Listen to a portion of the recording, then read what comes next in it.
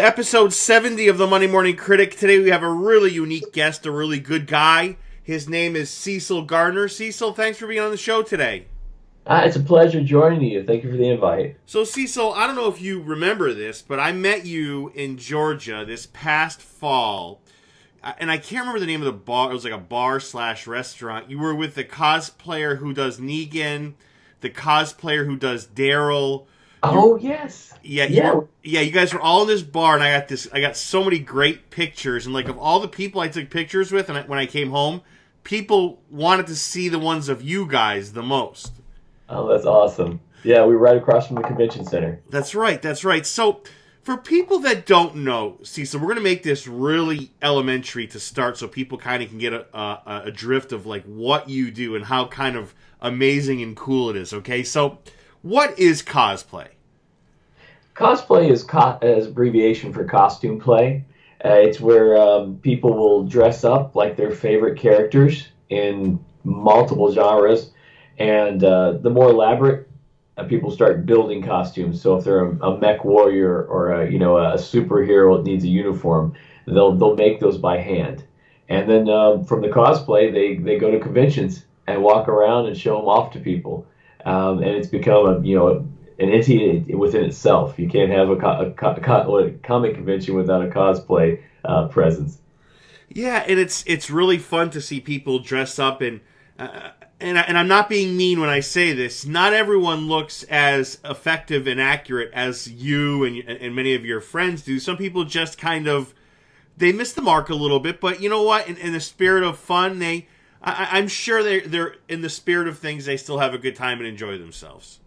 Oh yeah. The ones that purposely miss the mark by far are the funnest ones. They put the orange mustache that Abraham had in The Walking Dead, and then of course they do the gender bend where it's a female playing a male and a male playing a female, which is just it's a joy to see. Or like a little kid playing a Negan with Lucille over his shoulder, like a 4-year-old, right? Right. Oh, absolutely. There's Yeah. a lot of kids getting into it at a high level. There's professional kid cosplayers now. Oh, my goodness. And it's just taken off. There was one year, I can't remember if it had to be 2 years ago in Georgia. There was a kid who had, it was right when Glenn had the eyeball situation, and he was walking around with his eyeball out of his face, just to replicate what happened with Negan. Yes. Oh my God! Cecil. These people have gone to like that. That's got to take a good part of 10, 15 hours, right? To do all the latex and the special effects for the day. You're looking at a good 3 to 5 hours sometimes for what they're doing to just prepare the makeup that day. The ones that make the full costumes, you're talking weeks to months to be able to put some of these things together. It's just amazing. Yeah, and the real, we got a chance to speak for a little bit at the bar, and you were telling me your life story. On the way home, I'm like, I got to get this guy on the podcast because he's just so, my God, the story's awesome. It's just like, talk about good journeys and storytelling. Talk about your background and how you ended up here. I mean, it's unbelievable. Like, it's just a great story. Yeah, it's been amazing. Lightning struck, and lightning struck more than once in the whole thing that I'm doing. Not only did the show Walking Dead become the #1 show basically in the world TV series, the lead actor that is very very similar to me in appearance, he only goes to 3 conventions a year. So, and when he does, the tickets sell out within 10 seconds of people paying $120, $180 to get a photo with him. So even if you could go to a convention where he was going to be at, it's almost impossible to buy a photo. So there is a definite hunger for pictures with Andrew Lincoln, Rick Grimes. So with that being the combination, it was just amazing that I was able to latch onto it. Yeah, and you guys look alike, but this wasn't your original profession, though, right? No. I mean, I was most recently with mortgage banking for 16 years and was able to quit to do what I do full time almost 3 years ago. Oh my God, how great would that? I mean, that must be. I mean, not that there's nothing wrong with mortgage banking and so forth, but I mean, I don't want to say you hit the lottery because that would imply that you didn't earn it, but you have earned it, and you freed yourself kind of, and you're doing these. You know, you're going to Dallas one weekend, and you're off to another destination the next. I mean, it's almost like, and I don't want to be over the top here. It's kind of like being a rock star.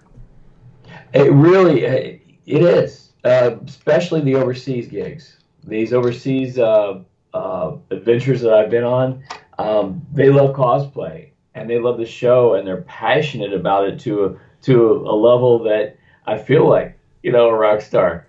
People jumping and screaming and crying, some of them, to get the photos. It's just mind-boggling that I'm on this journey, and it's continuing. I figure I'll do this for about a year, and we'll see where it goes. I'm actually picking up steam with more conventions and features in the third year than I had, the first and second. Wow. So it's still going in a great direction. So you started in roughly around season 4 or 5.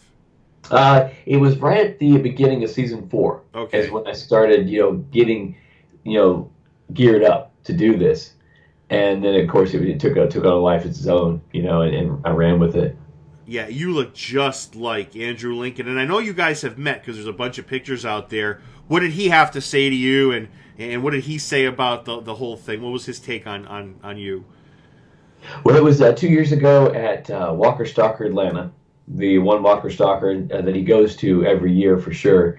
And I went to his panel first, and after he had done, doing his panel, he'd walk along the stage looking down at people and shaking hands and saying hello to people. So I walked up there and I was filming and walking across, and I waved at him. I said, "Hey, Andy," and he reached out and shook my hand. And I didn't know at the time, it was kind of a shocker, that I finally got to actually, catch his glance. While I was filming, I was like, oh, great, I got this whole thing on my cell phone. So I looked back at the video, and I get him walking over, and then the phone just goes flailing to the back of the convention hall because I was shaking his hand, and I forgot where my other hand was at. So I didn't get the video of us shaking hands the first time, but I got the audio of what he said, and I didn't hear what he said initially. He says, "Oh, wow, meet me on the set on Monday, dude." That's what he said to me. And I was like, wait, what? What did he mean? Did he mean something? Was he being funny? So later on that day, which was the last day of the convention, I went to the it was James. James ended up getting involved, the owner of the convention. Right. And I said, he said something about, meeting him on set, and I just want to know, I just want to find out what he was saying. Oh, okay, we'll have you meet him. So they took me behind the autograph signing. So when he came out, he signed. He was crazy. He signed all these things that were lined up for him to sign, and then we got to meet, and we just stared at each other. And I was like, what he said was, "Oh, that's so weird," and shook my hand. And when you meet somebody like this, I didn't think I'd be starstruck per se, even though the person changed my life. But instead of being nervous or shaking, or telling him how much he's meant to me and the program, I just made some jokes. So I said a few jokes. He laughed. I said, "Can we do a photo together?" He says, "Oh, sure. Let me take it for us." So he flips my phone around. He's taking these selfies of me and him with my old phone, which had a very bad selfie camera, which I regret. And as we're taking these photos, I hear the brakes on a golf cart behind us screech. It sounded like they screeched to a halt. Yeah. And I turn around, and it's Rooker, Michael Rooker. He said, "Hey, Cecil," and he gave me a high five. And he says, "Let's do some pictures." So he jumps in. So those impromptu pictures behind the autograph booth, me, Andrew Lincoln, and Michael Rooker. And I don't know what I was called. So which shocked me more, that I was getting selfies with these two guys, or that he knew my first name. So yeah, that was an incredible moment, meeting Andrew Lincoln and seeing the resemblance. I know we have different noses, obviously, but the eyes and the forehead were so I didn't realize it until I met him that close, and the profile was really really weird for me to see, and I was like, oh, okay, I get it a little bit. Yeah. It's amazing your attitude. Like, you have such a great attitude about this whole thing. Like, you have the perfect attitude for somebody in this position, Cecil. You know, it's perfect. Well, thank you. I think I just realized that I'm coattailing somebody else's talent, and I'm very thankful every day that I'm allowed to do it because you never know when it's going to be over. And we're cosplayers. You know, once I start doing my own acting, and I've earned it, I guess you'd Yeah. say, Yeah. it would be a different perspective on how I'm approaching this. But this is all Andrew Lincoln. You know, everything that people want to see him, every person that takes a picture anywhere, is they love him, and I just happen to get lucky enough to look like him and make it into a career. Yeah, and you know, it's not. It's amazing, but it's not like you haven't earned it. You know, I mean, you're doing your thing. You're out there with the fans. You're paying your dues, and you know, I mean, I don't know. I think you're in a good position. Is it one of those things where you're training to be an actor, and this is kind of experience for you, or is it you're just going to ride the wave out and wherever it goes, it goes? Oh no, I'm in acting school at Prodigy Talent here in Rockledge, Florida, Great. and you know, so if there is an opportunity that arises, I want to be ready. There would nothing be worse and break my heart than to say, okay, see, so we're going to bring Rick Grimes' brother back on season 10. We need you to come in and do a cold reading and slaughter it. Oh, that would be something that I don't know how I would be able to deal with that. So I'm preparing myself, But and here's Cecil. Here's the I have to say this. Here's the $1 million question. What is if they, because you have to take headshots, right?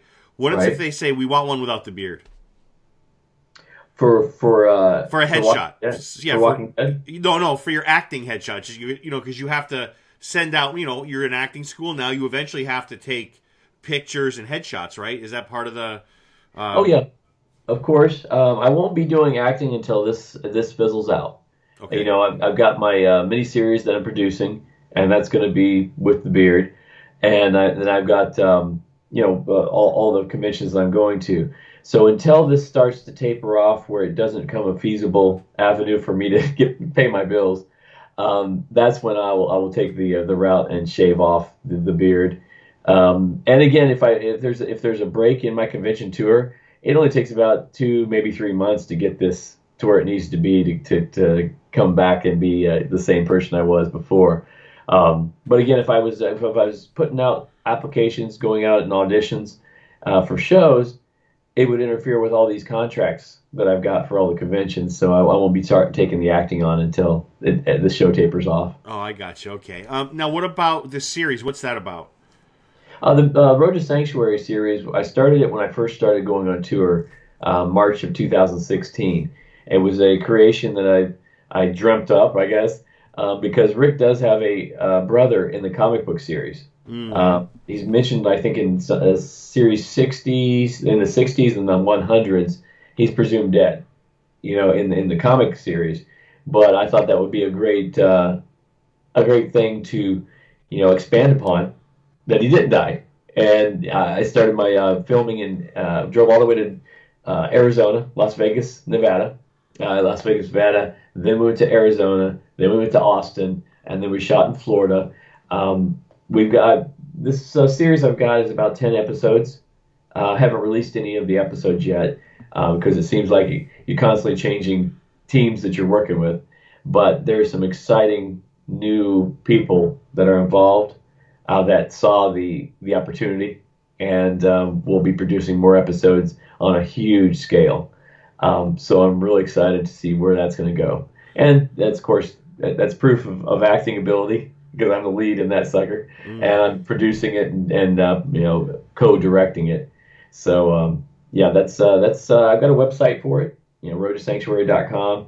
I haven't been monitoring or editing the site because I've been so busy with everything else, but it gives you the initial start of the what I thought up. Now, are the other guys involved? You're the guys. How close are you to them? It seems like you guys are all pretty friendly. and I'm sorry I don't know their names, and I probably should. The man who plays Negan and or the cosplayer for Negan, the cosplayer for Daryl. Are you guys really close, or is it just, you guys just see each other at conventions? No, we're friends. Richard Dixon cosplay, which his name is Richard Everard, and then my one Negan, which is Robert Martinez, RTL cosplay he only has Instagram. Great guy, and he does a fantastic impersonation of Negan. I do have another Negan over in the UK, which he came over and I hosted him at one of the conventions, Atlanta Walker Stalker last year. And when I went over to Europe, me and him were at both conventions together. And his name is Darren Tilson, Notorious Negan, and he's huge overseas. That's the guy I met. It was you, it was him, and it was the guy that plays Daryl. It was that guy that was, because I was at the Atlanta one last year too. Yes. Yeah, it was him. Yeah, he's huge. Yeah, they love him. People love him. And not only that, when he speaks normal, he's British. Just like almost the entire cast of The Walking Dead. So either way, he's selling it, you know? Yeah, but you're pretty big too. I mean, don't sell yourself short. You're doing a great job. I mean, I look at your photographs, whether it's Facebook or one of the many social media outlets you have. My God, I'm jealous. Like one day you're having a drink here, you're working hard here, you're doing your thing. I mean, geez, do you ever look back and say, I am so glad I don't have to deal with mortgage and banking anymore. I mean, that must be a relief for you. Oh, every day. Every day I get up, I'm like, I'm glad I don't have to go in there. I went from different banks, in that 16-year period, and you're not gonna retire from that position, with the banks anymore. It just, and that goes across the board. Right. I don't know in many places that you can work for 30, 40 years or whatever it is and retire anymore. So to be able to change, do something that I really love and enjoy and work for myself, it doesn't get much better. And with looking like Rick Grimes, winning the contest, nationwide Rick Grimes look-alike, I started building the sets when conventions started inviting me, and that itself is what really kept me going and got all the features that I have. Yeah. Is because the con owners realized that this guy built this hand-built set. It looks a lot like the sets from The Walking Dead, and he looks like the characters, and he's got live zombies. We want this at our convention because we have stars from The Walking Dead going to be there. I think it's a great compliment to our show. And because of the sets, I was able to get all these features, go do all these shows, get all the following that I have. And from that, I was able to, my numbers, increasing, I was able to go overseas. Now, when I go overseas, I walk into their sets, and so I don't have to do the 11-hour setup and 5-hour breakdown and the, 24-hour drive time each way to some of these conventions. So it's a nice change of pace going overseas. Yeah, it takes you 11 hours to set that up? Every time. Wow. The prison, which is my first set, it was 8-hour load-in time. Since then, I've built Alexandria, so that's an 11-hour load-in time. And then I took a blowtorch to it to give it a little bit more life, as Alexandria was being attacked. And then I'm starting my new set next week. So I'll be working on that one. I'm hoping I can do something to allow it to go in under 8 hours, but it looks like I'm stuck with that magic 11-hour load in and 5-hour load out time. Wow! And you built that set too, right? I mean, that's your. It's not like a kit that comes in the mail. You had to put that together yourself. Yeah, I mean, I bought a house back in 2012, not knowing that this would ever occur. But the house has huge vaulted ceilings and 4 of the rooms all connected. And because of that, I was able to build all these sets in my living room, kitchen, dining room, viewing room. Nice. Yeah, everywhere. And I build all of them here at the house and take them on the road. And how I get everything that I set up in a 10-foot cargo trailer is still a surprise to me that I can get everything in there. Cecil, do your colleagues that you used to work with know what you do now? Yeah, they do. And the last place I was at, they gave me more support than I've ever seen. Wow. They were big fans of what I did.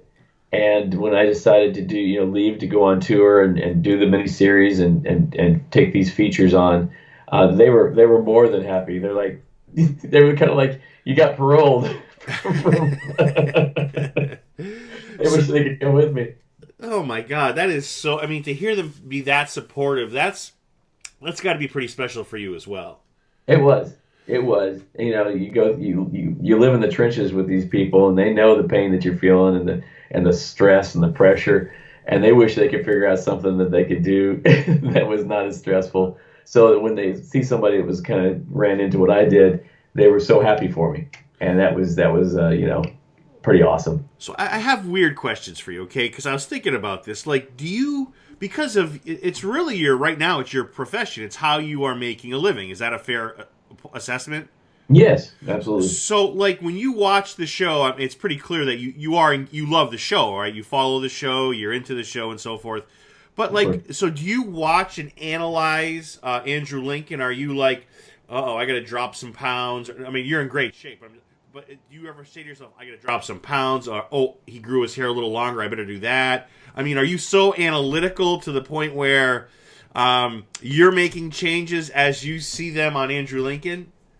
Yeah, it's funny you say that because I am pretty crazy when it comes to being into the details, and by doing that, I realized that every darn episode they're changing his hair color, they're changing the beard, they're changing his wardrobe, and he's been pretty constant because we were the same height, same shoe size, same waist size, same age, but he was much smaller. But he was like 165 pounds where I was 185 muscle, when I started this thing, and I had to drop down to 175. And I see him working out some of his body where his forearms are starting to get stronger. So, I do make those adjustments to try to figure out, okay, how do I get, a stronger looking neck without getting my chest too expanded? Because when I get it, when my chest starts to build, it makes me look bigger, and it doesn't carry over as his thinness is. So yeah, it's a constant battle, and to decide who I'm going to cosplay. Am I going to do season 6 crazy bearded Rick, season 7 episode 5 Rick? Yeah. Each episode is different. So usually I concentrate on what wardrobe do I have, and then target the beard, the body, and all the blood and dirt from that episode or series. Yeah, I mean, because that is acting, because you are getting yourself ready for a role. I mean, I was watching these guys on the Talking Dead. I had Lenny James on yesterday or 2 days ago, and I'm watching these guys on Talking Dead, and Jeffrey D. Morgan, Andrew Lincoln, they are really thin. I'm not making a judgment that's a bad thing, but they're real. Those guys, like, if I was to do a Negan, like, I don't look anything like him, but if I was to, like, get into that kind of shape, it would require a massive, massive sacrifice on my part. Oh yeah, I mean, the one thing I always recognize about Rick, other than his bow-legged walk, which I do the best I can, is how the back of his pants, his glutes. He's got that flat, baggy butt. Yeah. And I went off tour. I was on a tour, a screeching tour of many, many shows all together, and I was just beat. I was weak. I was like, okay, I'm gonna get back in the gym. I'm not gonna do any squats or anything, but I'm gonna do everything. And after working out for 2.5 weeks, my pants wouldn't fit. So I had to stop working legs completely because I lost the Rick Grimes lower half. And so it's a difficult. I was hoping one day that that he just decides to get big, and so I can stay there. But yeah, they are thin, and they're able to manipulate that somehow with the directing and the video shooting to just make them look any way they want. But it is a job that I'm committed to being thin, and I've always been in the gym, so it's a sacrifice in that sense. You got to be relieved that they didn't stick with the old man Rick thing, right? Like, we didn't know what it was, but you had to be happy that that's not the look you had to be going for. Flat tops don't work well with me, and that would have been I would be trying to figure out how to put a skull cap on and a flat top wig or something. That would have been pushing it, but I would have gone with it. I had to. So we talked about a little bit earlier about the fans. What are some of the things they say to you? I know we've talked about how great your personality is. You're totally meant to do this, and probably better things. As your acting unfolds, as you get used to it. So what do the fans say to you? What are their reactions to you, and your kindness and the way you look, the way you interact with them?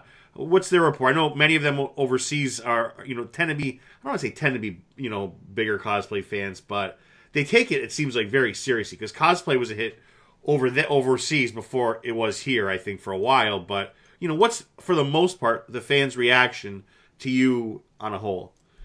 Yeah, no, it's been amazing because there's been a transition when I'm out and about, and people come up to you. Do you know who you look like, or do you watch The Walking Dead?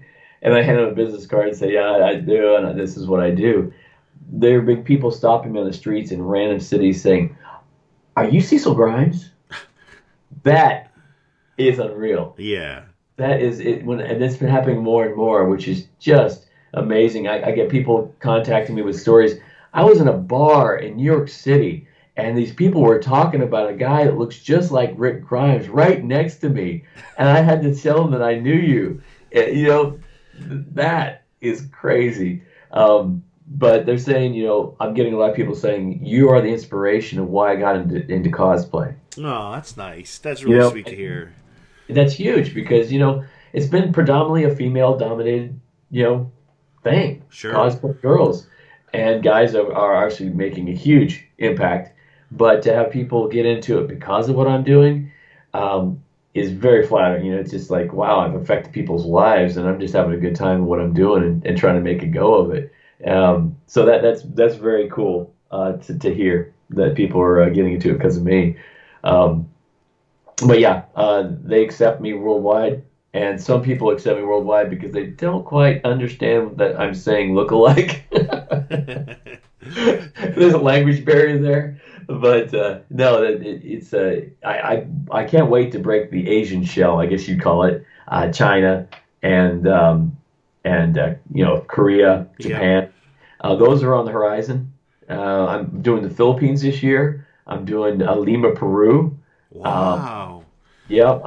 Booked again in Germany. Booked again in London and Germany. Walker Stalker next year. I've got 5 crazy countries pending. So other countries I haven't been to yet, and I've already done Ecuador, and it's just amazing. If I can get to Asia and Australia, I'll be complete inside. I thought this thing was big, but it's even bigger than I envisioned. Like, this is like huge. Like, you're literally a world traveler at this point. Yeah, it's opened up to such excitement, and again, it goes back to lightning striking. People can't get Andrew Lincoln if they wanted it, so they sell me as a cosplayer, look-alike, and in Germany, people were. I would give them the Andrew Lincoln stare or the Rick Grimes stare, and they just start shaking and jumping up and down because they're accepting that as real. Because it's all make believe, right? So, and I'm done up as Rick. It's not like I'm sitting there with being Andrew Lincoln and I'm being Rick Grimes, and they see the value in that. So they set up a set, they sell the pictures, they keep the profits, and I'm there happy as could be to be sharing it with the people in other countries and the followers that tune into my live streams. Hello from Nigeria, Iraq. I'm getting a bunch of followers from Iraq. Wow. And I was like, do you even have internet? Yeah, you wonder what they're allowed to see and not see in Iran and Iraq. Yeah, absolutely. Yeah. So let me ask you, like, and if you don't want to answer this, I get it. So I imagine each convention is different, right? So if somebody wants to take a picture with you, or a set, or if they want to buy some memorabilia or whatever, are you paid by and like I said, if this is too personal, you can pass on it. Do they pay you to go there and then say, you know what, whatever money you make, you keep? Yeah, every con's different, for the the detail and the terms. But any feature, they give you the space to set up, and they usually take care of where you're staying with some other tweaks there. But I make my money by selling and keeping what I sell. Right, right. So the photographs, my handmade Lucille bats. My dad did the Dremel, or what do you call it, with the lathe. So he lathed the bat out of wood blocks, and then I did the rest. T-shirts and stuff like that. So anything I sell there, I get to keep, and I've got a crew of 7 people that I hire that come in and do their thing, their part of it, and so it's definitely a production, from the 11-hour load in to dealing with all these people, to dealing with multiple different zombies, hoping they're not going to call in and say, I can't make it today. It's happened. Everything's happened. So yeah, it is good right now. And overseas, obviously, I just do I'll travel flat fee, and they get to keep whatever they sell. It's like I know what I'm making. You do put me on a panel, you radio interviews, put me anywhere you want. I'm your Huckleberry, and I help them, maybe design the sets, and yeah, it's a lot of fun. It's a lot of fun. Are there any downsides to doing what you do? I mean, outside of like the 11-hour setup of the set, the 5-hour breaking it down. Outside of that, is there something that's tough on you, Cecil? Is there something that really is strain a strain on you personally? Well, a couple of things. I mean, the lack of sleep in my face. It's like lack of sleep, and with my kind of it's hard to keep the Rick Grimes thing going when he doesn't have sunken in eyes most of the time. But relationships, my relationship ended because of this line of work, so that being on the road a lot, and so it does make for a unique, I guess, compromise if you have a significant other. But now that's ended, it's really become a wide open, for me. There's a lot less stress. This is what I do. This is 100% of what I do, and I just full throttle, and without any kind of regrets or compromises. I can go where I want to go, and take all the features that are being offered to me. So other than that, it's great. See, and that's where I just disagree with you a little bit, Cecil. I know you said lightning strikes, and to a point I agree, but you're paying your own dues, man. You're out there, and like you said, I mean, I had a director working on a documentary, I want to say a few weeks back, and he was talking about the prices he paid. It sounds very much like what you're just saying. So, yeah, I mean, you've put your heart into this. This is not just you, I'm stumbling on a winning lottery ticket, which in a way you kind of are, but you're paying dues, you're sacrificing, you're working your ass off on this thing. But yeah, I mean, definitely the cost and the time that I invested in building these sets to make a go of it. Being that a lot of people have used sets before with cosplay, but no one's actually made a feasible go of it like I have it. And then now I've got, I think I can count 6 or 7 groups that are building their own sets, doing cosplay pictures with, cosplaying people just from The Walking Dead, let alone all the others that have done it now with other characters from other shows. So I feel like that I've really started set play as a new genre of Comic-Con offers, attractions. Mm-hmm. Yeah, I'm marketed as somebody called me the Godfather of set play. I've got cards now that say the Pioneer. My graphics guy said, "Why don't you do the Originator?" I'm like, I didn't originate it. I just made it a feasible, go. So I'm considered the Pioneer of set play. Yeah, and so I have to ask, so I've gotten pictures with these guys, many of the Walking Dead cast before. I've had press passes to these things. There's weird, if you watch or look at some of these pictures on the internet, the way somebody see these poses, the way people dress up. I mean, one year I think a woman even bit Norman Reedus. It was a weird thing.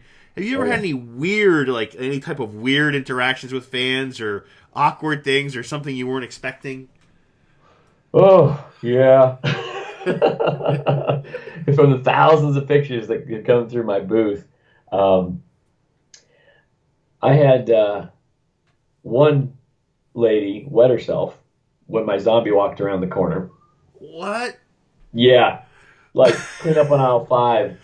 So that was one. I think that would be one of the top weirdest situations that I've been through. A lot of tears and shaking. That they're like right next to Andrew Lincoln, um, and so I've got some of those in the documentary that created for Road to Sanctuary. Um, some other weird ones. Some fans that will sit there at the front gate and stare in the entire convention. Wow. But that's more with Darren Tilson with me. Wow.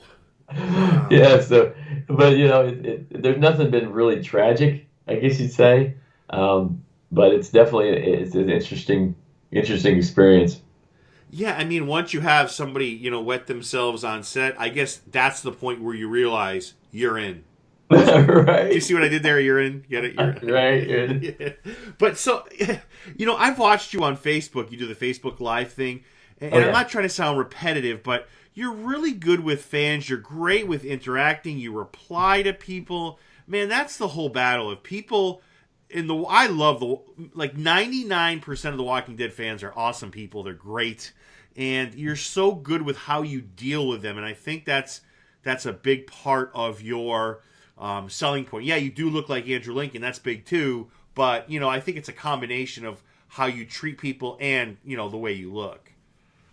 But I at the time, during last year, during the crazy back-to-back-to-back conventions, I got completely lost track of my social media because I just did not have time to get into it, and I went into Instagram, and I have like 14,000 I think followers right now, and I was looking at messages. They come in and they message me. I try to message them. I didn't realize there was another folder that if I'm not following them, their messages go into a different folder, like pending, for like 3 years. So I went through and I answered every one of them, Wow. and reviewed the ones. And if they had a bunch of pictures of cosplayer, they had something interesting, I'd follow them. And but keeping up, that it's really difficult. And recently I had some time, and I've been really digging into it to try to follow up, comment, like their these people take the time to tune in on your live streams or on your photos, and they give you some compliments. And if you can't even like it or give it a heart, that kills me. So I'm going back and trying to keep up. But once I start building the set, I know what's going to happen. I'm going to dip behind because I do these builds 16, 18 hours a day trying to get them done. But I've got 40,000 on my Facebook so far, and those numbers, even on my personal, I'm maxed out at 5,000 people, and they're like, "Why don't you ever reply to my posts?" I'm like, I never see your posts. Can you imagine a feed of 5,000 coming through? And my family's given up on me. Obviously, they're in there too. So, yeah, it is something that it's nice to have. It would be nice to have a social media person, Yeah, I was just gonna say you need a publicist. but when you have that, if they're replying to these things, you know, I tried it with someone else, and I didn't. The replies were something that what I would say. Right. So in that, then I want to keep it where I'm still there, I'm still engaged, and if I'm going to reply, I want it to be something that I would say, thank you, or just the way I would say it.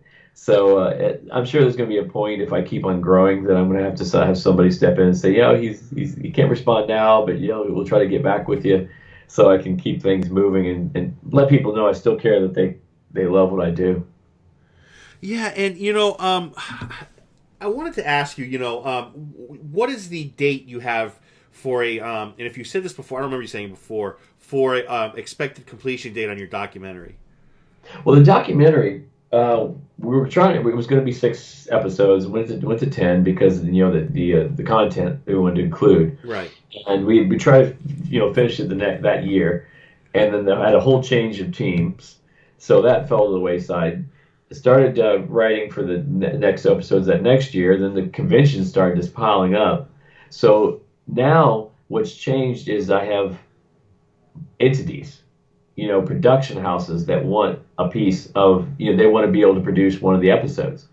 So I've got multiple places that can knock these out in no time. So I can actually step in, do the scenes, and then they can be working on them while I'm on the road. So we're working that out right now with these other production houses and producers. Which episode, where do we want to shoot it? So when we get there, it'll take a day or two to shoot it, and then I can get on with my tour, and they can knock it out. So once I get that locked in, there's a good chance we could get it done before the end of the year. Great. Cecil, is there anything else you wanted to promote? Anything you wanted to say? Yeah, just, I pretty much branded Cecil Graham's Cosplay across the board on all my social media, my YouTube channel, which I've got so many videos to feed to that. I haven't posted them up, but it's been growing exponentially. So Cecil Graham's Cosplay on YouTube. You can reference my website, cecilgrahamscosplay.com, to get all my social media, because I even started a Twitch account where I was gaming as Rick Grimes. So that was something I was interested in getting into, but again, time constraints, nailed me again. But yeah, if everybody just check out, Google Cecil Grimes Cosplay, follow my social media. The more numbers I have, the more conventions I can get featured at, and the more places I can go and see people. So I appreciate all the support. Yeah, man, I got to tell you, your story is an amazing one. I love hearing about your journey, and I hope you come back when it's all the documentary set to be released. I do hope you come back and share that with us. I'll be happy to. The documentary miniseries, and I'll come back after this overseas stint and tell you some of I'm sure there's going to be some amazing experiences over there. Cecil Garner, thank you for being a guest on the Monday Morning Critic. It's a pleasure. Thank you for having me on.